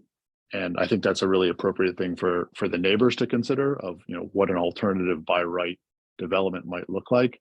But I would encourage the committee not to necessarily use that as an alternative to judge against. We really don't know what would happen here. We don't know whether these owners would take their property out of rental for a significant period of time to do a pop up or pop back, and whether that would make sense for them, you know, in a by right development. I think we can only assess what's on the table here and the impacts that would have. And obviously we're seeing different models of it down the street. I honestly don't know which I'd rather have my backyard. And I guess that's one of my last points is I take the point of the, you know, the different approach that's taken here versus what's being talked about at 447. But again, I don't think that we should be pitting these two projects against one another. I don't think one is good because the other one is worse. I think these are two separate projects, both asking for a number of exceptions to the zoning code, both of which could be redeveloped by right with less impact on the neighbors. I think they should be kind of judged and assessed individually.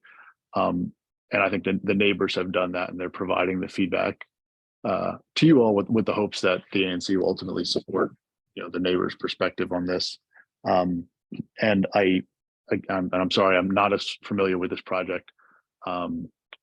I do think that if I remember correctly, one of the exceptions that being asked for is the exception of essentially building this accessory dwelling unit for the purposes of immediately renting it out versus, I guess, waiting, you know, a certain time period before that's allowed. And I would just love to get the committee members' sense of whether you think that is appropriate, you know, as a committee and as the ANC. Are we essentially waiving that idea of, you know, you can build these types of units here, but not necessarily for the purpose of immediate rentals? Are we feeling that adding more units in the neighborhood is a greater priority that should, you know, essentially waive that element of the zoning code? Because I think that this is one more style of development that will now be looked at as a potential option. And for those who've been, you know, following, you know, this block in particular, we've had a number of 3 units go in. We've got another one proposed. We've got, you know, this project. It feels like the more we say yes to exceptions, the hungrier the developers are to snatch up these properties and put more structure in a space that, as you've heard on a couple of calls and on a couple of you know, proposals before this, we're filled with residents who really appreciate what they bought or what they rented, the space that they have as it stands. I think that's why there's so much opposition to these special exceptions that are being asked for that really change the character of that space, as opposed to, you know, allowing a by right development that would also add units, that would also add density, but doing so within the existing code. So sorry to make that quick, but thank you again for hearing us out tonight. Thanks for your comments, Tim.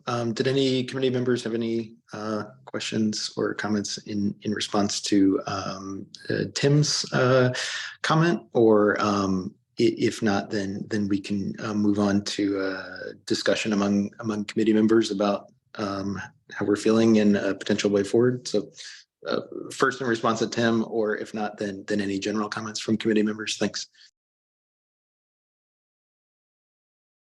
Brad, I would like to briefly respond to Tim's point. Coming from my experience in dealing with this stuff for over 10 years, this is the first. Well, let me say this. First, I have serious issues about the use of quote unquote accessory buildings and the size of this. That's an issue for me. I'm well aware of how the code reads, but I also am in agreement in the sense of he's asking for an accessory building, but then he's asking to go around the code that was put in place to restrict accessory buildings uses. And asking for the 5-year grace period timeframe that was put into the code for a specific purpose. And based on my experience, this is the first one. Now, I can't speak for what's happened in the past in this area because it was in 1A and I was in 1B, but we've had a number of accessory type buildings built within 1B. And this is the first one that I'm hearing that is asking for that exclusion to be used.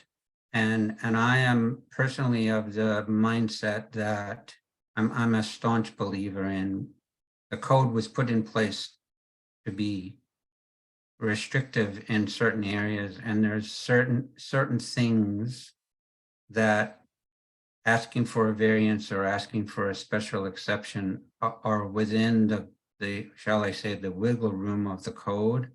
But to ask for that specific exception to me is way beyond the norm. And without putting words in Tim's mouth, I think what he's basically saying is you're opening up Pandora's box. Once you let one go, they're all going to go that way. So like I said, I don't know what the history is like in this area, which was 1A, whether or not this has happened, but I'm not aware of any accessory buildings that have come asking for that specific piece of it. The other parts of it, I'm not too much afraid of, but that is of a concern to me personally.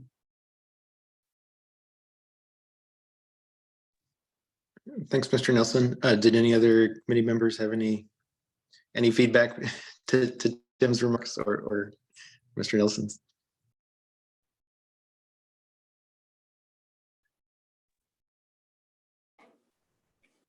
Chairman Gallagher, I'll just go. Okay. Actually, this does bring up a good question, and actually, it's not so much for Tim. This is going to be for the architect. I'm looking at your burden of proof subtitle 301.1E on the accessory building. I don't see, and again, I'm trying to look at it quickly. What is your explanation for how you're meeting the requirement of the special exception to waive 301.1E?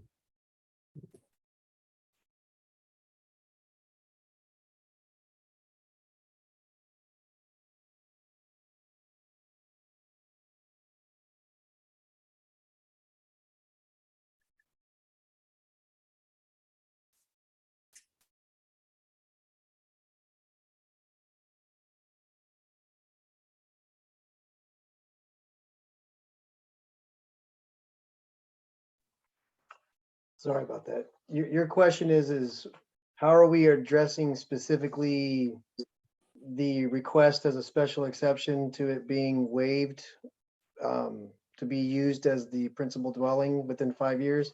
Correct. Yeah. What burden do you have to meet, and how are you meeting it?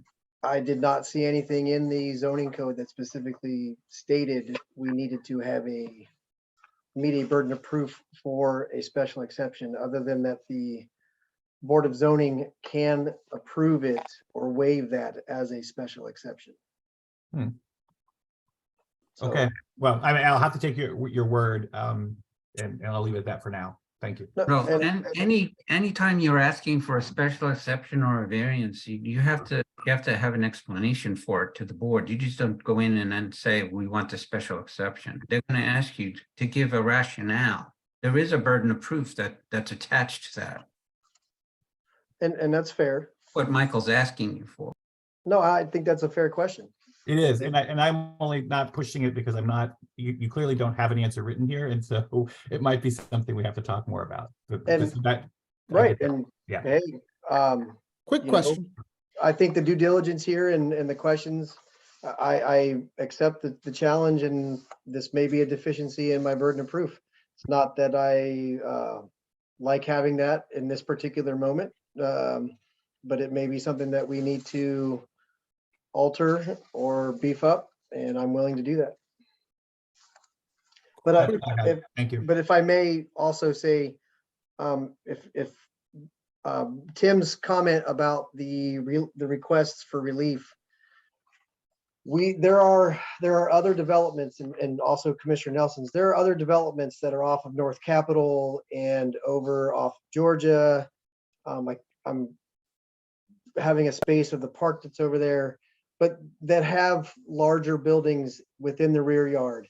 Some of the way that these precedents have been set is they actually do an addition, they build a breezeway, they build some sort of connecting piece so that it's no longer called an accessory structure, it's now an addition.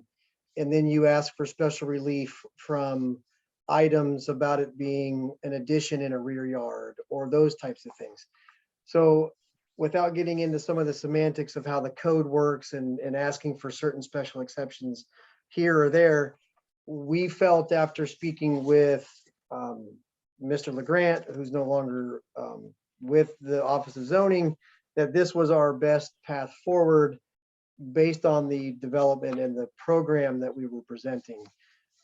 He did not give us any sort of determination letter, surprisingly enough, but without opening up those pieces, we chose this particular path in these particular special exceptions because we felt it, one, it would be successful, but two, we also felt that it was a project that achieved the program for the owner, and it did not push the boundaries of the zoning code in a manner that, as you, Mr. Nelson, have noticed, thought that it was, I don't want to say egregious, but you just thought that we're pushing it farther than you've seen others.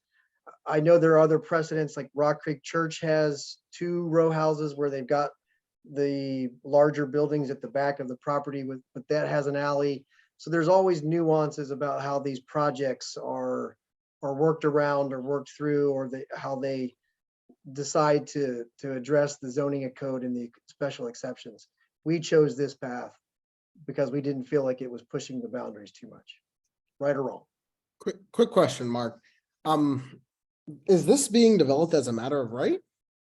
This is not a matter of right. This is a special exception.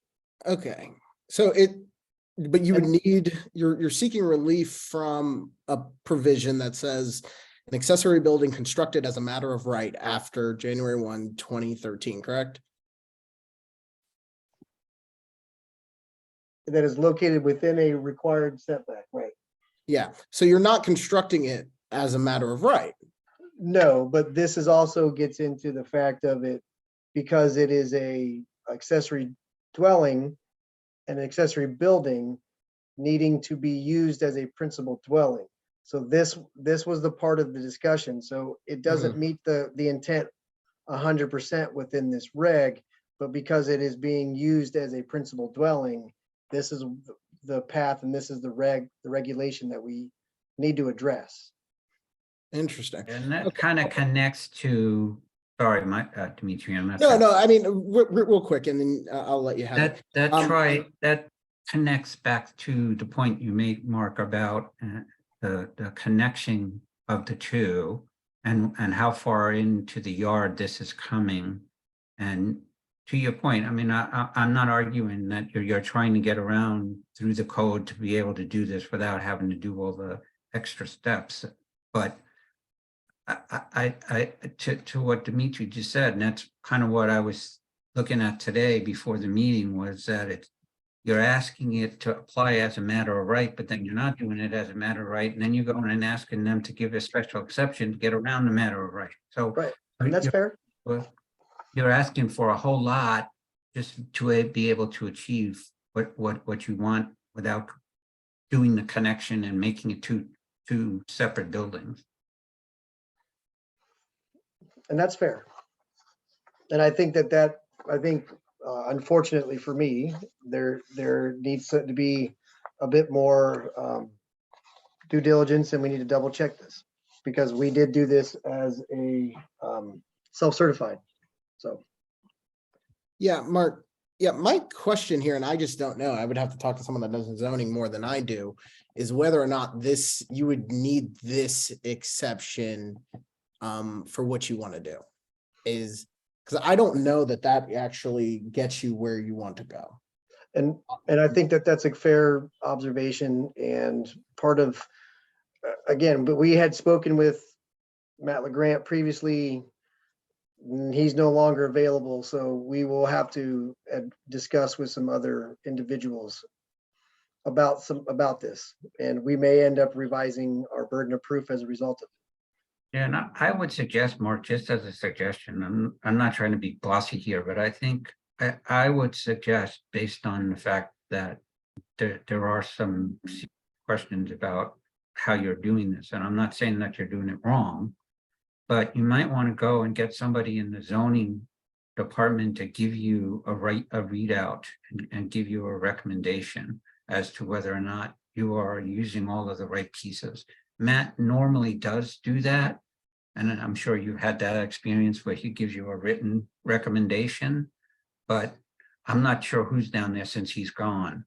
But I think better off having that from the zoning administrator in writing, if you make it through to BZA, to have that as a real backup to say, we're not just doing this and based on our thoughts, and you have some real concrete footing to step on.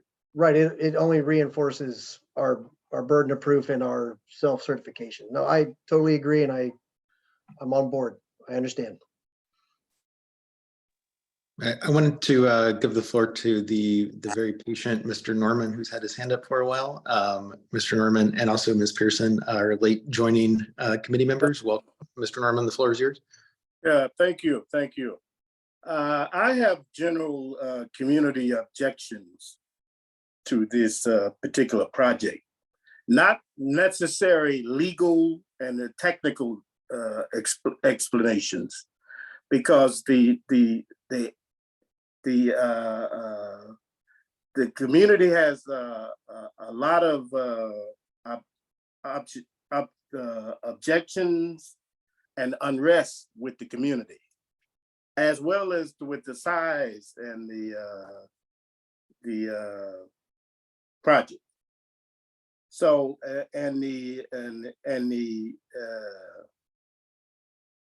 so that generally I have a serious objection with the size and the project itself.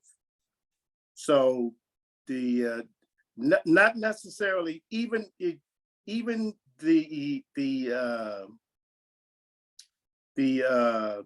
may legally, technically be sufficient for the Board of Adjustment, and but it's not.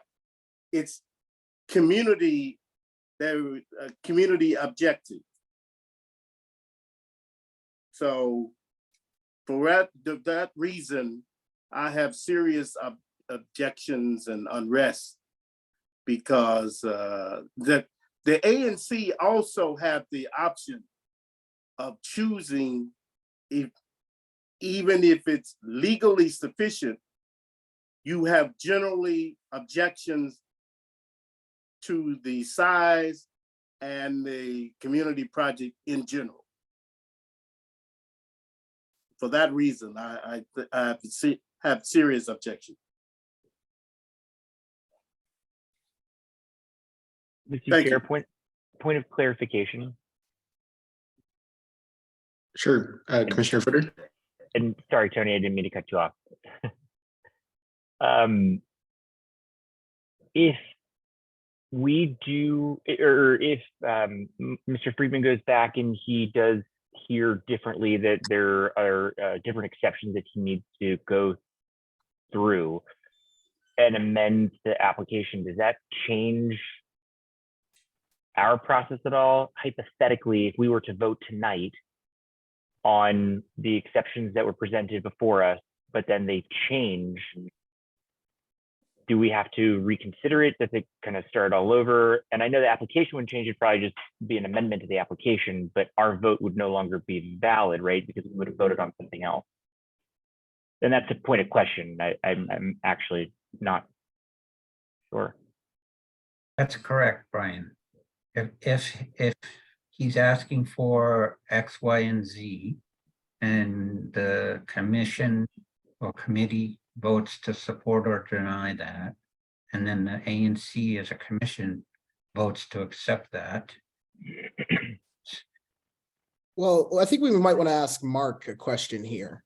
Mark, after hearing, the community comments, hearing sort of our questions, walking through this, looking at some stuff, it looks like you may actually want to look at a wholly different part to request an exception here. Do you want us to continue to vote on what you've already submitted, or do you want possibly more time and come back to us when things have been more fleshed out? So the way I read this is, if anything, the burden of proof would be reduced when it comes to a special exception for a by right accessory structure. Because if I am building this with the special exceptions for size, for location, within the rear yard, then I believe that it doesn't change specifically this project. It just takes away one of the special exceptions that I would be asking for, right? It's not like I'm asking for 3 more as a result of it.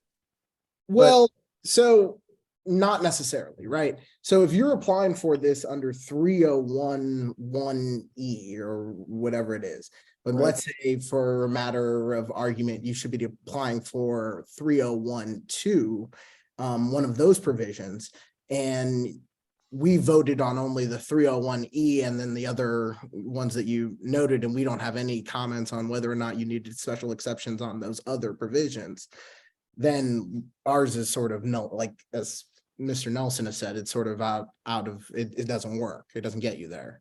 Right, and I think, so we could also work this in the middle.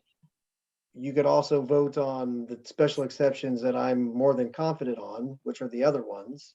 And I could go back, verify this, and for next month's meeting, have that put in, because I believe I'm also making a revision to, a condenser location specifically. So I think we could work this all sorts of ways. We could also say, flush it out, make those revisions, and then we'll look at it for April, and it's one complete meeting. Okay. When is your hearing? Our hearing is May, the first hearing in May. So partly what I wanted to have, or what I was requesting of the committee here, was last month's was pretty arduous. This month's, even though we're the only project, it's still 2 hours. I wanted to have, I felt that it was important for us to flush out any last minute pieces, so that if we did need to go to a third meeting in front of the ANC, the zoning committee, we had that wiggle room. So I think Commissioner Ray has asked a valid question. I need to do some checking. So if it feels like that is the best process, I will double check that. I will have that revised. I can move the condenser, and then we can have this on the next month.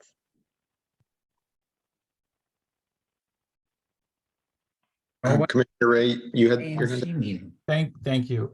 So I'm just going to help maybe condense this down. I'm going to say that I think that is exactly what you should do, because I'll admit right now, I don't think I could support 301(1)(e) because we don't have anything to base it on. And you may be right. I do want to point out that if 301(1)(e) turns out to be the correct statute for accessory buildings in the rear and using them for 5 years, and I'm not sure. Sometimes they don't always have additional requirements in the regulation, but you still have to meet the general requirements of it. I think it might be 301, which is privacy, light and air, and that kind of stuff. But the 5 years doesn't make any sense for that. So that's why I'm wondering if there isn't something specific that you're supposed to be referring to. So I would suggest that you do exactly what you're saying, is relook at your burden of proof, make the changes to the plans that you have, and then we'll come back and review it all as one final package, because I don't think it's complete tonight, unfortunately. I mean, I was kind of hoping we were there, but I don't think we are now. That's it. Thank you.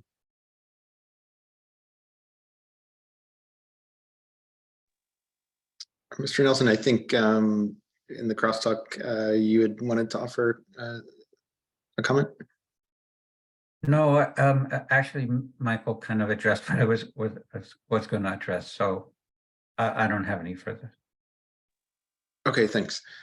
And then I did just want to reiterate to Ms. Pearson, another one of our new committee members. I know you've just joined us this evening, but wanted to just make sure that if there is anything that you wanted to say, that you had the opportunity. Certainly no pressure. Oh, no pressure at all. I would have been inclined to abstain, only because I have been kind of late in and out. And I too want to get more information. And I am uncomfortable that in approving it because of the opposition by community members. But I am willing to give it a fair shake and allow Mr. Freeman time to research on the issues that have been raised tonight, and come back to us with a complete picture so that we can make an informed decision. And yeah, thank you. No, thank you for offering that comment. Just want to, I don't see any other hands raised at the moment. Mr. Chairman, if I can help move this along a little bit, I motion to table consideration of 451 Park until next meeting. Is that motion seconded? Okay. Okay. The motion is well seconded. I guess maybe in the interest of time, we can just do a visual vote. All committee members want to table, just to be clear, till our Wednesday, April 12th meeting, and hopefully get more information by then. Sorry, on the motion to table, anyone voting aye, please raise their hand. Nays and abstentions.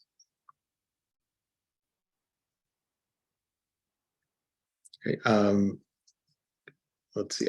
Yeah, the motion passes. I think we'll put this on. We'll put this on the schedule for April 12th.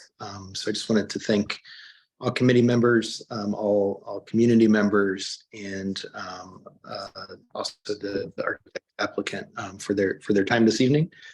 We've barely passed the 2-hour mark, so I'm sure April will have plenty more for us to say.